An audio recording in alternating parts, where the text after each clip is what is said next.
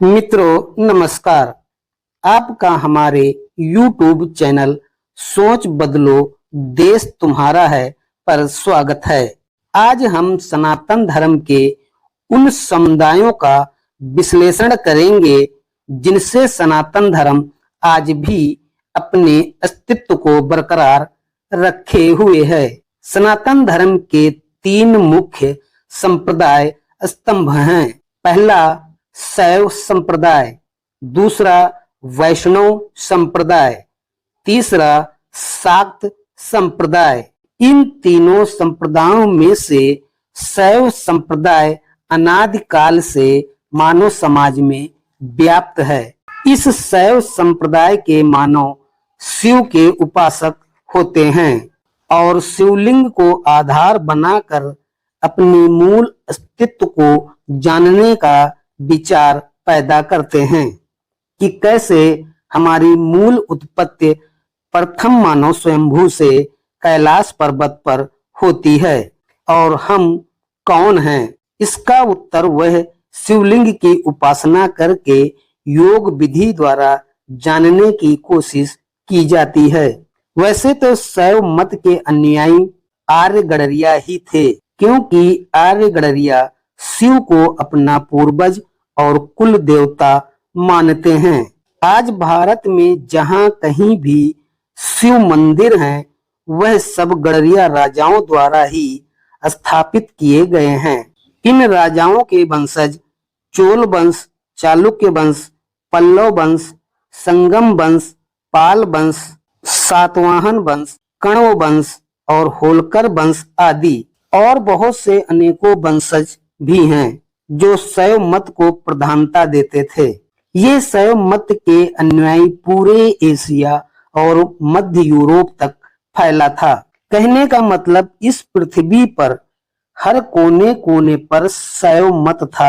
यही शैव मत वालों का सनातन धर्म था।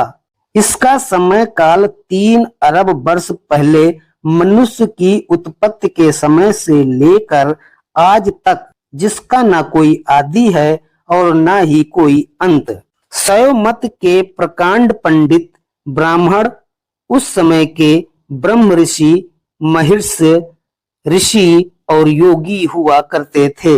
दूसरा संप्रदाय वैष्णव संप्रदाय है। इस संप्रदाय में विष्णु को आधार बनाकर मानवता को बरकरार रखने के लिए उपासना किया जाता है। मानवता बरकरार रखने के लिए अच्छे राजाओं के चरित्रों का वर्णन कथा कहानी के माध्यम से किया जाता था, जिससे आम मानव समाज उनके जैसा बन सके और इस पृथ्वी पर मनुष्य का अस्तित्व बरकरार रह सके। जिन चरित्रवान अच्छे राजाओं की कथा व कहानी द्वारा उनका वर्णन किया जाता था, उन्हें वह विष्णु के अंश के रूप में देखते थे और उसे वह विष्णु का अवतार कहते थे। सबसे ज्यादा धर्म शास्त्र वैष्णव संप्रदाय में ही लिखे गए हैं। वैष्णव संप्रदाय के प्रकांड पंडित ब्राह्मणों को मुनि, आचार्य और गुरुदेव कहा जाता था। तीसरा संप्रदाय है शाक्त संप्रदाय। इस संप्रदाय में केवल देवियों की उपासना की जाती थी। मानव समाज में जो महिला ज्ञानी, विदुषी और वीरता में निपुण थी, उन्हें ही देवी का रूप मानकर उनकी उपासना की जाती थी और देवी को शक्ति रूप में दर्शाने के लिए उसके सामने बलि दी जाती थी। देवियों में शक्ति जगाने के लिए तंत्र मंत्र प्रयोग में लाया जाता था। इसका उपासना का प्रयोग सबसे ज्यादा युद्धों के समय ही किया जाता था, ताकि सत्य की असत्य पर विजय हो और अच्छे मानव की मनुष्यता बरकरार रह सके और बुरे मानवों का अंत हो सके। इस शाक्त संप्रदाय में अनुष्ठानकर्ता को तांत्रिक, पंडा, पुजारी, ब्राह्मण और पुरोहित कहा जाता था। तो बात यह है कि मित्रों, ये तीनों संप्रदाय, शैव संप्रदाय, वैष्णव संप्रदाय और शाक्त संप्रदाय जो है, वह सभी सनातन धर्म के ही अंग हैं। इन्हीं 3 संप्रदायों की वजह से मानव समाज में बंटवारा होना शुरू हो गया। पता नहीं कितने सैकड़ों पंथ संप्रदाय मानवों ने बना डाले और मानवता को मिटाने की पुरजोर कोशिश की जा रही है। फिर कहते फिरते हैं कि धर्म नहीं सिखाता आपस में बैर करना। कितनी नपुंसकता भरी बातें हैं। पारसी, यहूदी, मुस्लिम, जैन, बौद्ध और सिख, ये सब क्या है? मेरे हिसाब से तो यह मनुष्यता मिटाने का षड्यंत्र भर लगता है। इतिहास उठाकर देखो, एक धर्म के मानने वालों ने दूसरे धर्म के मानने वालों को केवल मिटाने की सोची है। बस यही बात सत्य है। धर्म जोड़ता नहीं है बल्कि तोड़ता है। धर्म की बेड़ियों में जकड़ा मानव कराह रहा है कि काश धर्म नहीं होता। कर्म को धर्म समझने के बजाय उपासना पद्धति को ही धर्म बना डाला। आपस में कितना मतभेद है मैं आपको बताता हूँ। वैष्णव संप्रदाय और शाक्त संप्रदाय के आचार्यों, गुरुओं, ब्राह्मण, पंडित, तांत्रिक, पुरोहित, पंडा और पुजारियों ने 100 घर पकड़कर अपनी अधकचरे ज्ञान द्वारा मानव समाज को सिंचित करते रहते हैं और उनमें ऊंच नीच की भावना पनपाते रहते हैं, जबकि ये सभी खुद एक मत में नहीं रहते हैं।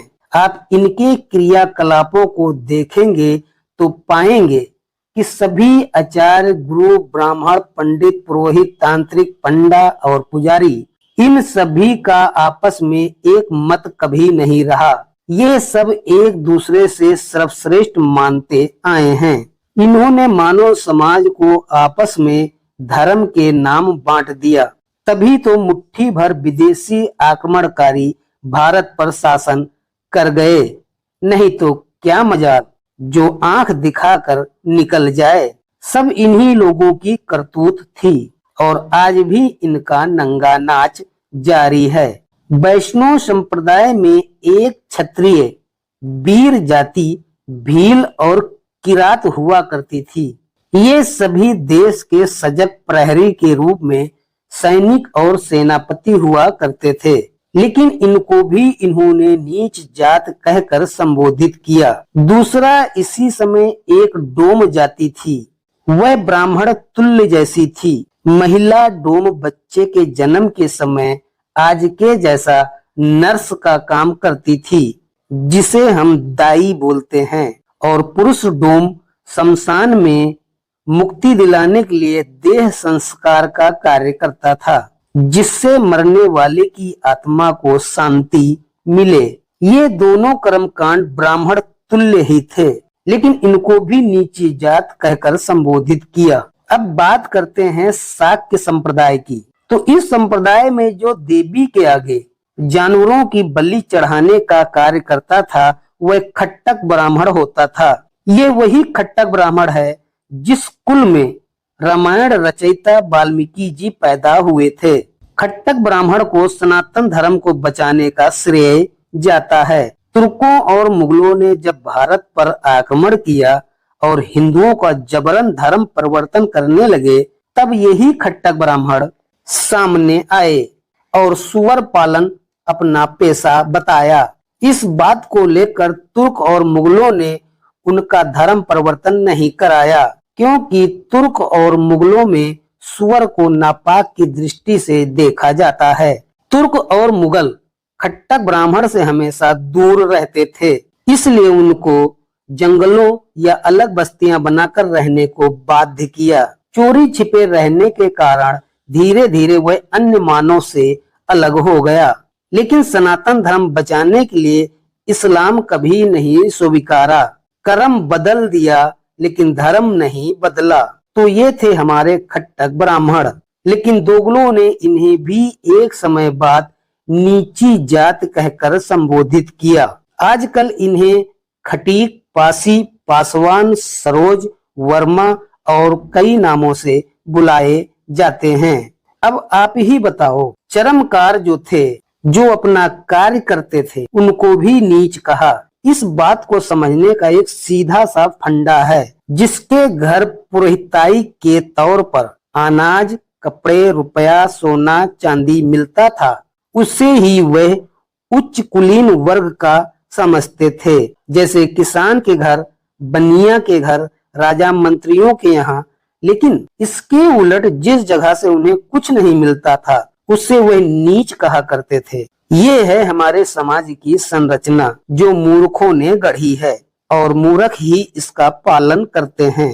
तो आप सभी अपने आप को बदलो, जिससे भारत देश का मस्तक सदा ऊंचा रहे। इसलिए आपसे कहता हूँ, सोच बदलो, देश तुम्हारा है। आप सभी को वीडियो देखने के लिए धन्यवाद। वीडियो अच्छी लगी हो तो कमेंट्स जरूर करें, साथ ही लाइक, शेयर और सब्सक्राइब जरूर करें। धन्यवाद। जय श्री राधा कृष्णा, जय श्री सीताराम।